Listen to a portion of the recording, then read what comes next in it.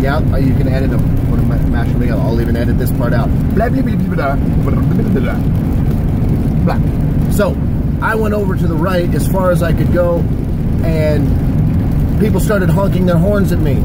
So, instead of me sitting there letting people honk at me, I thought, oh, you know what I'll do? I'll just take one of these roads and get off the main road and be the hero that got out of the way. And I inadvertently turned down a one-way on-ramp. And I can tell you what, right now, I was very popular. I was truly a popular guy with people flashing their lights and honking at me. So that's another way you can almost die in Louisiana. You can almost crash into a medium because the GPS, truth be told, that was not Dana's fault. The GPS, and this was in Texas, I think. Yes. The GPS does not know the chopping up that they have done on the interstate in Texas. And so it's really chopped up, and the GPS says go right, and then all of a sudden the freeway that you know you want is on the left, and so you find yourself going, you know, back in the day I'd have followed the sign here, but the GPS says go here, and so next thing you know, you're in the middle. What do I do? And so that was the real story of how Dana almost murdered us.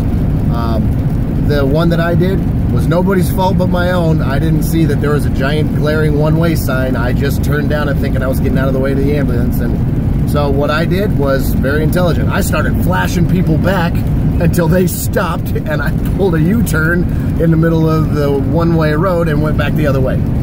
So we didn't die, but we almost did die. Is there any more almost dies? Well, you killed our drive-offs. Okay, so we call it coming in hot.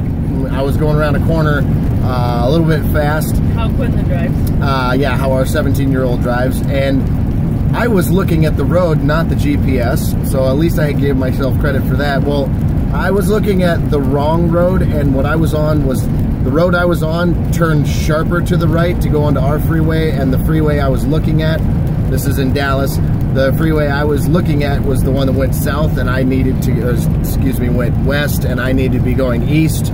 And so I took a 35-mile-an-hour on-ramp, thinking it was just going to go right onto the one in front of me, and instead it took about a 40-degree turn to the right and was supposed to be 35 miles an hour, and I may have tipped over a couple cones, and I think my wife peed in this seat.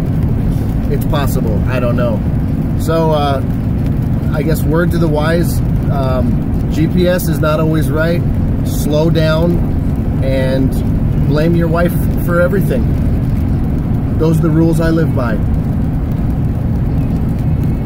She's so impressed with me. After this many days on the road, she really likes me. In all actuality, okay. She does like me. We actually travel pretty well together. It's because I'm rich. Adios.